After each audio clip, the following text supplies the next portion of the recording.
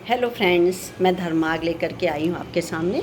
जी हाँ, मैं पिछले कई महीनों से धर्माग नामक शीर्षक के अंतर्गत कुछ आध्यात्मिक और धार्मिक विचारों को लेकर या छोटे छोटे जो प्रसंग होते हैं उनको लेकर के वीडियोस आप तक शेयर करती हूँ।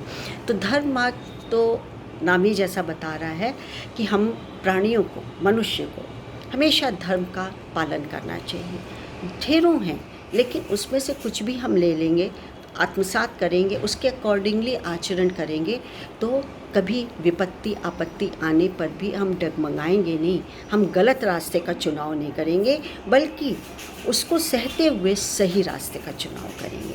तो इसी श्रृंखला में मैंने एक शीर्षक निकाला है, एक विचार निकाला है जिसका नाम है त्याग और सुख। जी हाँ, और इसको हम तक लाएं डॉक्टर जयप्रकाश शुक्ल जी। शुक्ल जी, आपका बहुत बहुत नमस्कार और धन्यवाद कि मैं आपकी बात जन जन तक पहुंचा रही हूं।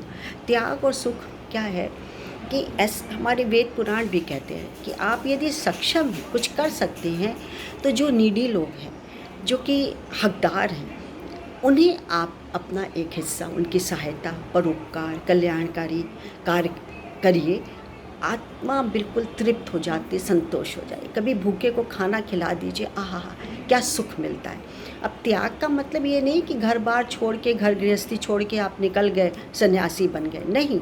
अपने आप गृहस्थ जीवन भी है, तो गृहस्थ जीवन में भी आप बहुत सारी चीज़ों का त्याग करके या छोड़ के या अपने में से कुछ हिस्सा करके आप दे सकते हैं। ये भी बहुत बड़ा सुख होता है। तो चलिए देखते हैं इसके द्वारा क्या कहा गया है। गीता में भगवान श्री कृष्ण ने कहा है कि कर्म करें और फल की इच्छा ना करें। सुख किसी वस्तु को पाने में नहीं है, बल्कि त्याग में है। सुख के पीछे बावरे मतलब पागल होकर दौड़ने में नहीं, बल्कि कर्मशील होकर दुख और मुसीबतों से जूझने में। यदि आप दुख को जीत लेते हैं, उसे अपने में हावी नहीं होने देते हैं, तो आप सुखी हैं। आसक्ति से दूर रहकर दूसरों के लिए जिए। जो अपनों को भूलकर दूसरों के लिए जीता है, उसका सच्चा आनंद मिलता है। माता पिता इसी प्रेरणा के का प्रयत्न करते हैं, वशीभूत होकर अपने बच्चों के लिए जीते हैं और इसी भावना को अधिक व्यापक बनाने का प्रयत्न भी करते हैं और मनुष्य परिवार के दायरे से निकलकर समाज उपयोगी जीवन बिताने में समर्थ हो जाता है या होता है।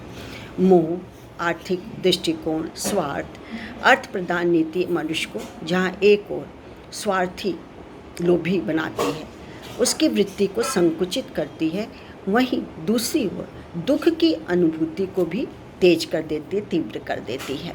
मनुष्य परिस्थितियों का दास बनकर रह जाता है और जीवन के वास्तविक सौंदर्य से वंचित रह जाता है। दूसरों से कुछ पाने में नहीं, बल्कि देने में सुख है।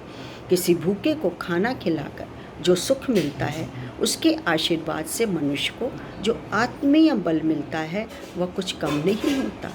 सुख को पाने के लिए स्वार्थ, मोह, ईर्ष्या, क्रोध, द्वेष आदि से ऊपर उठकर ही मनुष्य को कार्य करना पड़ेगा और यह सोच रखने वाले तथा त्याग करने वालों का दर्जा समाज में सबसे ऊपर होगा। कहा भी जाता है कि सुख केवल त्याग में है।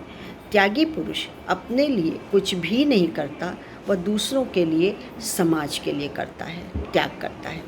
त्याग वही कर सकता है जो दृढ़ विश्वासी हो और दूसरों के कष्टों का निवारण कर सके। इस तरह समाज में लोग अपने आप सुखी हो जाएंगे।